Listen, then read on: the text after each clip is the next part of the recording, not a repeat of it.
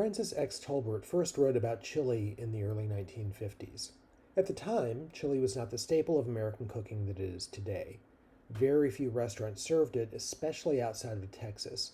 It was cowboy food made by ranch hands for ranch hands.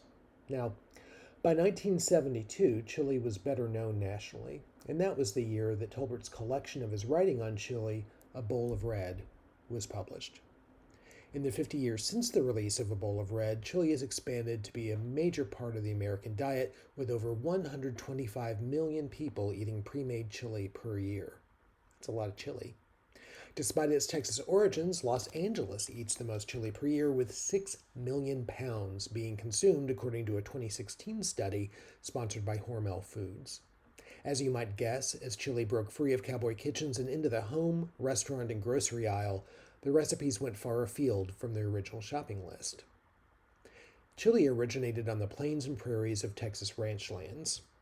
The ingredients reflected what was available on the ranch, foods that wouldn't spoil quickly, that would stand up to cooking all day, and where the ingredients were immediately accessible. Well, if you're a ranch hand, beef is going to be a very accessible ingredient.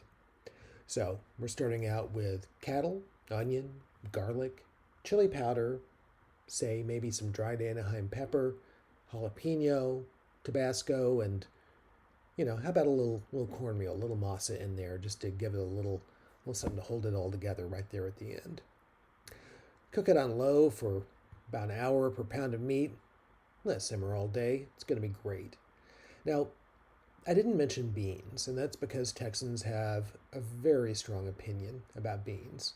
I'm recording this in Texas right now, so I have to kind of be careful about what I say next.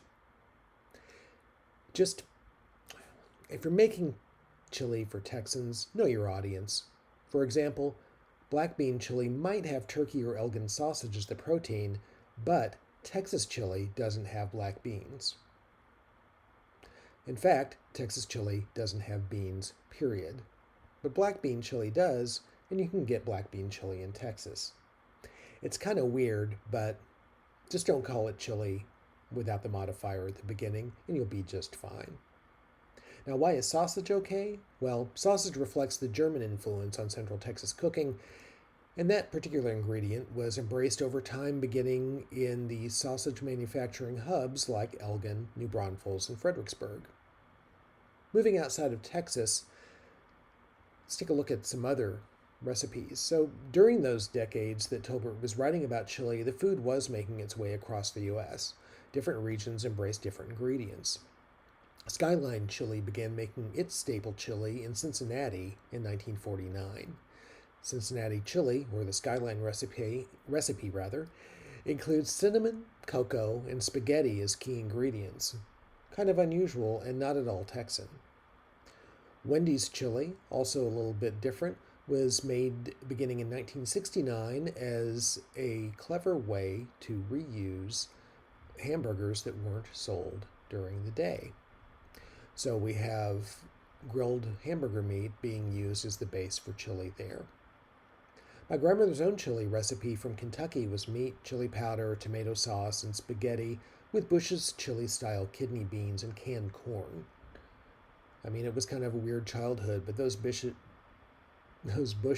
chili-style beans were a staple growing up for sure.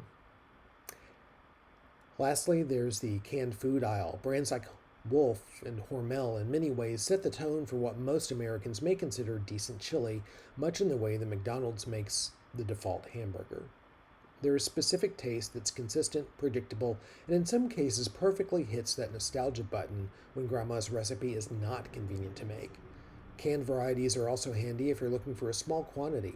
Chili dogs, Frito pie, chili con queso, and enchiladas may taste more authentic with a can of Wolf chili than with any other recipe you might make, regardless of how authentic or how gourmet in your approach.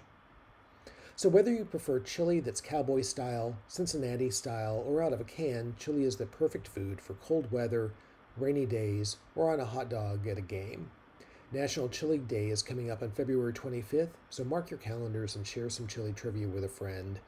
And don't forget to thank Francis X. Tolbert and his book, A Bowl of Red, for your ability to do just that.